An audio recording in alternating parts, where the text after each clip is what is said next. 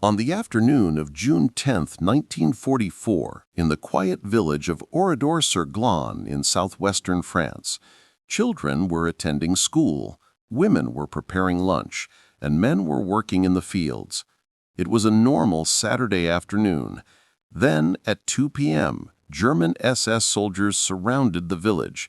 They ordered everyone, men, women, children, and infants, to gather in the village square. The villagers complied, thinking it was a routine identity check. But this was no ordinary inspection. Within the next 4 hours, 642 people would be dead.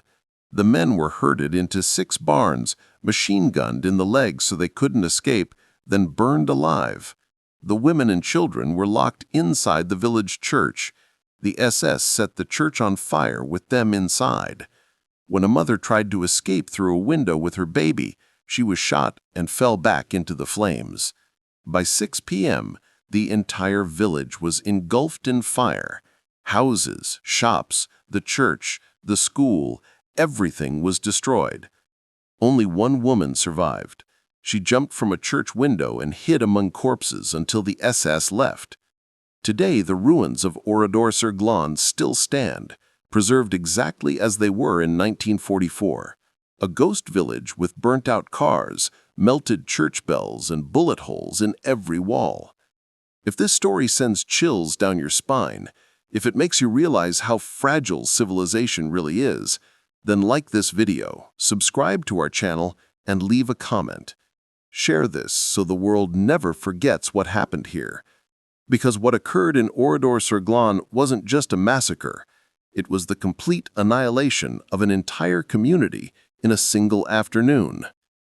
Now, let me take you back to June 1944, to the days before the massacre, and show you how a peaceful French village became a graveyard. To understand why Oradour-sur-Glane was destroyed, we must understand the context of Nazi Germany's occupation of France and the growing French resistance movement. By June 1944, the Allied forces had just landed on the beaches of Normandy on D-Day, June 6th. The invasion marked the beginning of the liberation of Western Europe. But Nazi Germany was not ready to give up France without a fight. In response to the D-Day landings, German High Command ordered all available military units in southern France to move north to reinforce the Atlantic Wall and push back the Allied invasion. One of these units was the 2nd SS Panzer Division Das Reich, an elite Waffen-SS division that had been stationed near Montauban in southwestern France. The Das Reich division had a brutal reputation. Many of its soldiers were veterans of the Eastern Front, where they had participated in anti-partisan operations and mass killings of civilians. They were trained to view resistance fighters and civilians who supported them as terrorists who deserved no mercy. The division was commanded by SS Brigadefuhrer Heinz Lammerding, a ruthless officer who believed in using terror to crush all opposition.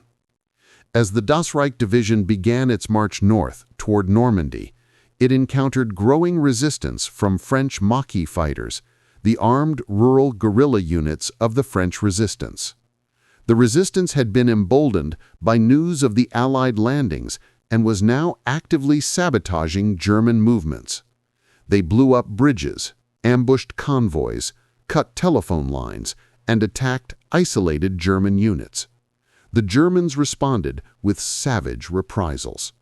On June 8, 1944, 2 days before the Oradour massacre, SS troops entered the town of Toul, about 100 kilometers south of Oradour-sur-Glane.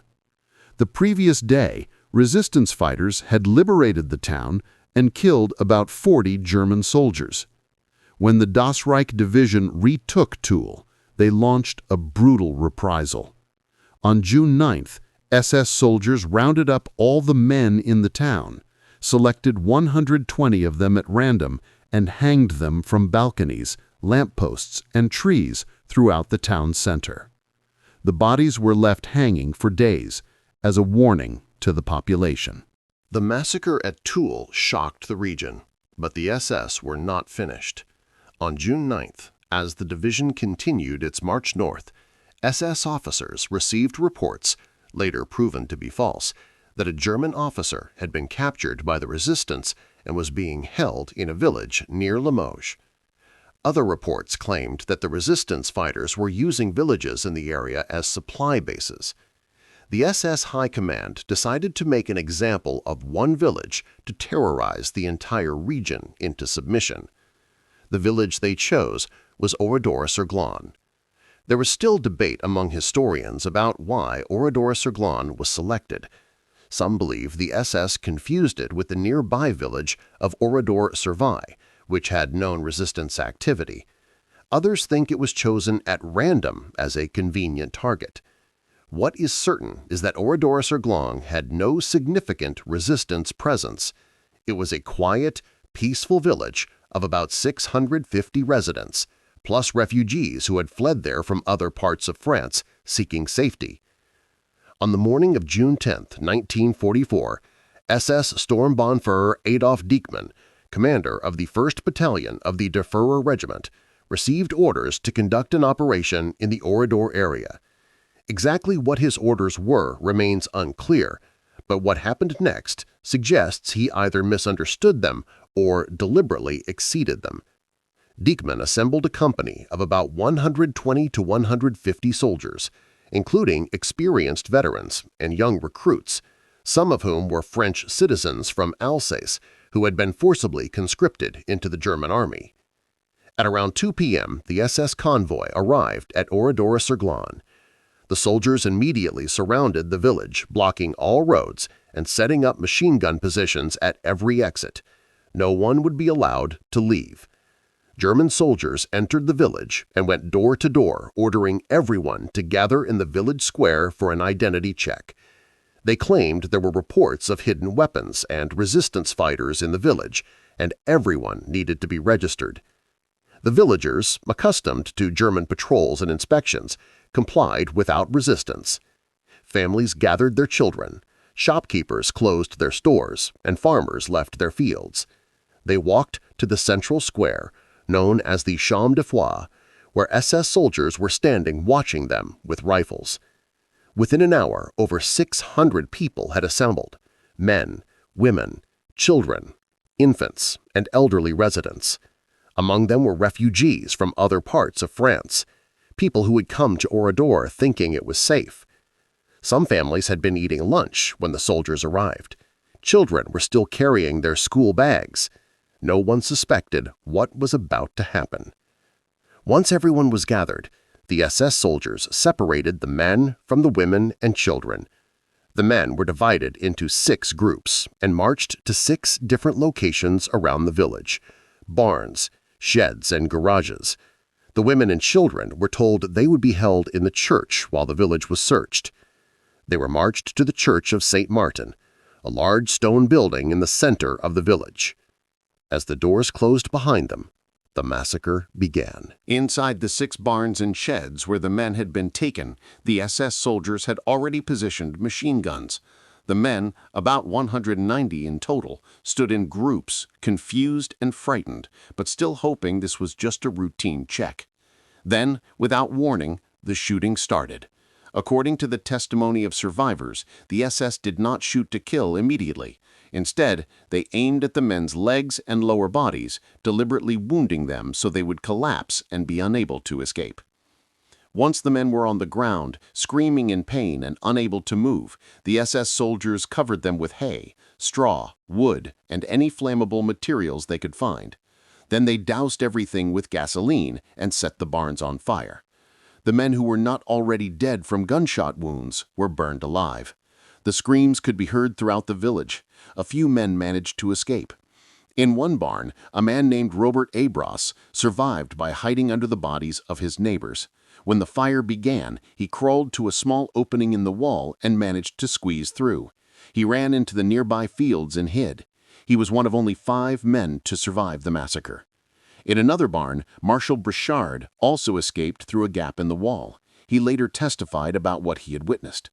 His testimony, along with that of the other survivors, provided critical evidence of the deliberate and systematic nature of the killings. Meanwhile, in the church, 247 women and 205 children were packed together, terrified by the sounds of gunfire and explosions coming from outside. The church was a large stone building with thick walls and stained glass windows. The women tried to calm the children, but panic was spreading.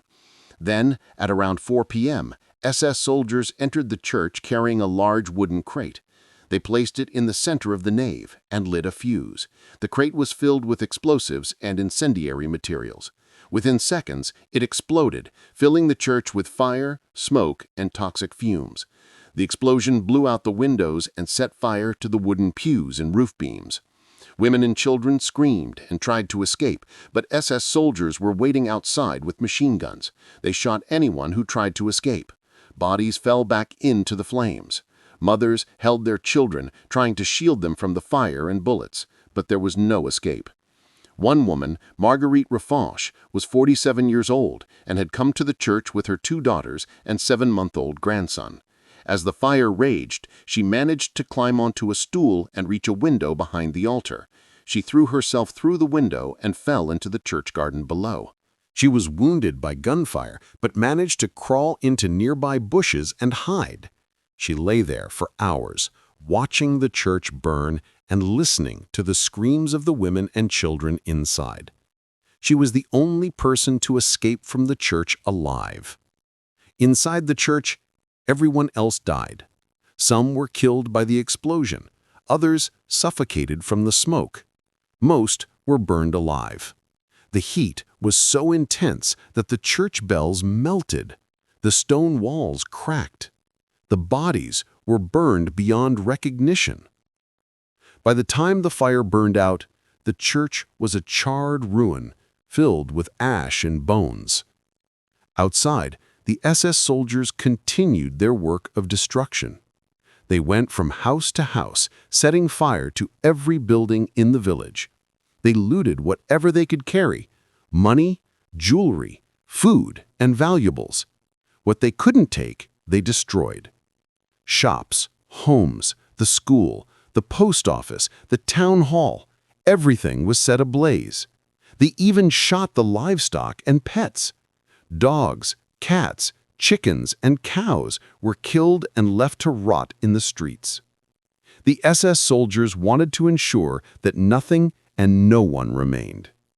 By early evening, the entire village was engulfed in flames.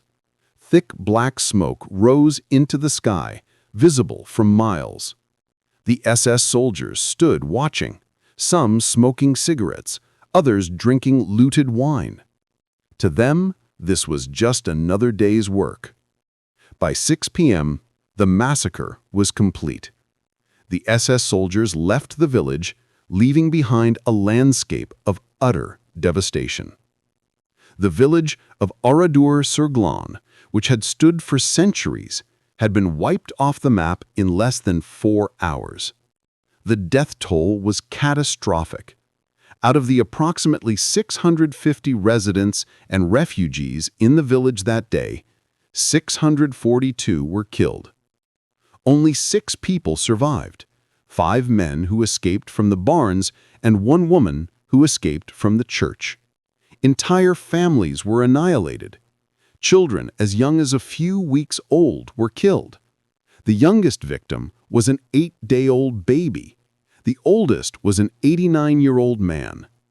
No one was spared because of age, gender, or innocence. The massacre at Oradour-sur-Glane was not the result of chaos or panic. It was a deliberate, premeditated act of terror designed to punish the civilian population and instill fear throughout the region. After the massacre, the SS soldiers rejoined their division and continued their march toward Normandy.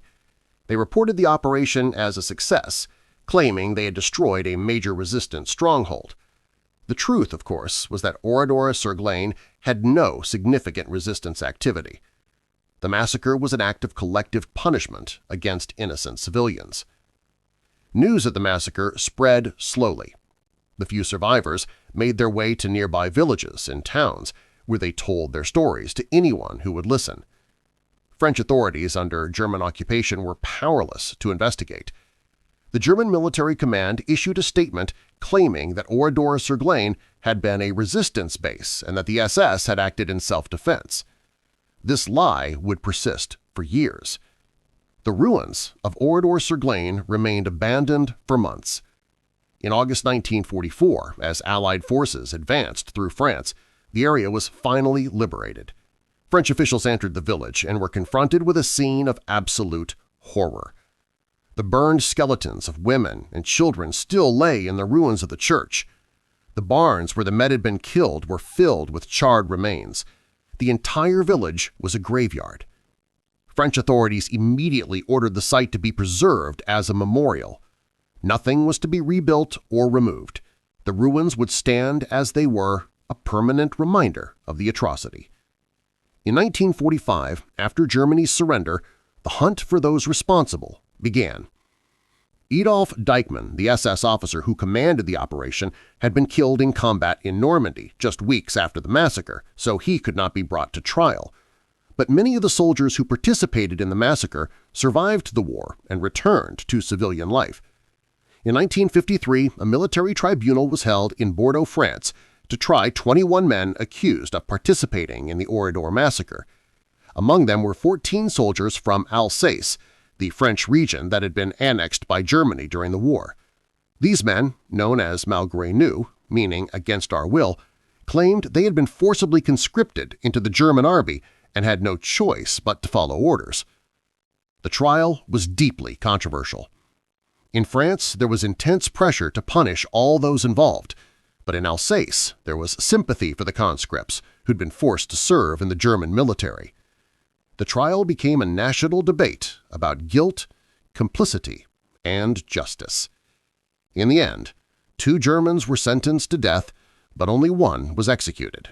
The others received prison sentences, but most were released within a few years. Many of the Alsatian soldiers were granted amnesty by the French government in an effort to promote national reconciliation. This decision outraged the survivors and the families of the victims, who felt that justice had been denied. The question of accountability remains a sensitive issue to this day. Heinz Lammerding, the SS general who commanded the Das Reich division during the massacre, was tried in absentia by a French court in 1953 and sentenced to death. But Lammerding had returned to Germany after the war and lived there openly as a successful businessman. West Germany refused to extradite him, claiming that he had been tried under French military law and therefore could not be tried again. Lammerding died in 1971, having never served a day in prison for the massacre. Over the decades, the ruins of Oradour-sur-Glane have become one of the most important Holocaust and war crime memorial sites in Europe. The French government designated the village as a national memorial, and a new village of Oradour-sur-Glane was built nearby to house the descendants of survivors and new residents. The ruins were left untouched. Visitors today can walk through the ghost village and see the same burnt-out cars, melted tram tracks, rusted sewing machines, and shattered buildings that the survivors saw in 1944. Inside the church, a plaque marks the spot where Marguerite Ruffenche escaped through the window. Her testimony, given in 1953 at the trial, remains one of the most powerful accounts of the massacre. She lived until 1988, spending the rest of her life ensuring that the world would never forget what happened in Oradour. A museum, the Centre de la Mémoire, was opened next to the village ruins in 1999. It contains photographs, documents, personal belongings of the victims, and testimonies from survivors.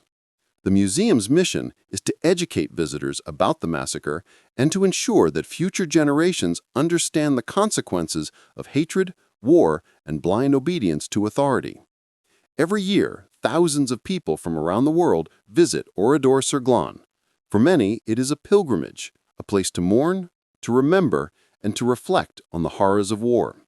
For others, it is an education, a stark reminder that such atrocities are not ancient history, but events within living memory.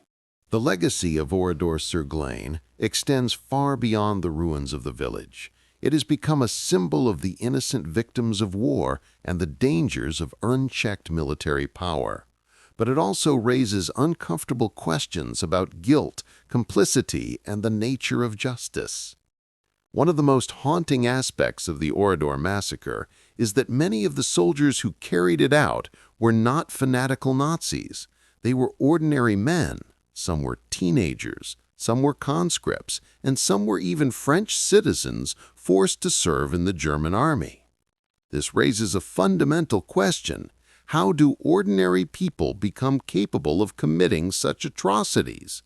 The answer lies in a combination of factors: military training that dehumanizes the enemy, propaganda that portrays civilians as threats, a culture of absolute obedience to authority, and the peer pressure of group violence. When individuals are part of a unit that is committing atrocities, the psychological pressure to conform is immense. Those who refuse risk being labeled as cowards or traitors. This same dynamic has been observed in genocides and massacres throughout history, from the Holocaust to Rwanda to Bosnia. The Oradour massacre also highlights the problem of impunity. Despite overwhelming evidence of what happened, most of those responsible were never punished. The fact that Heinz Lammerding lived freely in Germany for decades after the war, despite being sentenced to death by a French court, sent a clear message. Military commanders can commit war crimes and escape justice if they have the protection of a powerful state. This failure to hold perpetrators accountable has had lasting consequences. In recent years, historians and activists have called for France and Germany to do more to confront the legacy of Oradour. In 2013, a former SS soldier, Werner Christokot, who had been part of the Das Reich division, was charged by German prosecutors for his role in the massacre. But he died before the trial could begin. He was 88 years old and had lived his entire life without punishment. The question of memory is also central to the legacy of Oradour. For decades, the French government used Oradour as a symbol of Nazi brutality and French suffering. But this narrative sometimes obscured the complex reality of collaboration, resistance, and complicity during the occupation. Not all French citizens were heroes, and not all German soldiers were monsters. The truth is more complicated and more uncomfortable. In recent years, a more nuanced understanding of Oradour has emerged. Historians have examined the role of the Alsatian conscripts, the political context of the trial, and the ways in which memory of the massacre has been shaped by post-war politics. This has led to difficult but necessary conversations about how we remember atrocities and who we hold responsible. For the descendants of the victims, the massacre remains a deeply personal tragedy. Many still live in the new village of Oradour, keeping the memory of their ancestors alive. They have worked tirelessly to ensure that the ruins are preserved, that the museum is maintained, and that the story of Oradour is taught in schools around the world. In 2017, French President Emmanuel Macron visited Oradour-sur-Glane to commemorate the 73rd anniversary of the massacre. He called it a wound that will never close and urged France and Germany to continue working together to ensure that such atrocities are never repeated. The visit was seen as an important gesture of remembrance and reconciliation. Today, as Europe faces rising nationalism, xenophobia, and political extremism, the lessons of Oradour are more relevant than ever. The massacre reminds us that civilization is fragile, that violence can escalate quickly, and that ordinary people can become perpetrators of atrocities if they do not question authority and stand up for what is right. The ruins of Oradour-sur-Glane stand as a powerful warning. They remind us that war does not only destroy buildings and infrastructure, it destroys communities, families, and the fabric of human society. They remind us that silence and indifference in the face of injustice are forms of complicity. And they remind us that memory is not just about looking back, it is about building a future where such atrocities can never happen again. As you walk through the ruins of Oradour-sur-Glane, You can still see the signs of everyday life frozen in time. A child's toy lying in the rubble, a bakery oven still standing, a clock stopped at the moment the village died. These are not just historical artifacts. They are reminders that the people who died here were not statistics or abstract victims. They were real people with hopes, dreams, and families. They were murdered simply because they were in the wrong place at the wrong time. The story of Oradour-sur-Glane is not just a French story or a German story. It is a human story. It is a story about the worst of what we are capable of and the best of what we can learn from our past. And it is a story that must never be forgotten, because in the ruins of Oradour, we see not just the ashes of a village, but a warning for all of humanity. We must remember the victims. We must honor their sufferings, and we must ensure that their deaths were not in vain by building a world where such atrocities can never happen again.